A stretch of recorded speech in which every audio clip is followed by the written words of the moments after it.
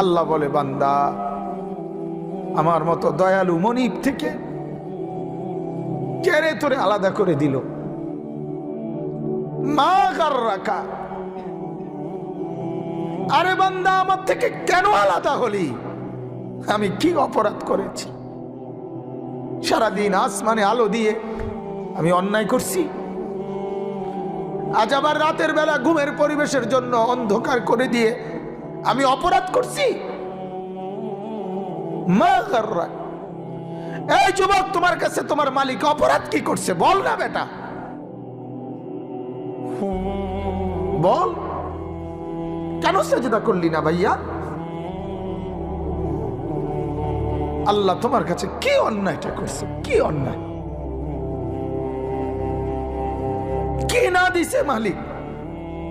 মা গাররাকা বিরাব্বিকাল কারীম,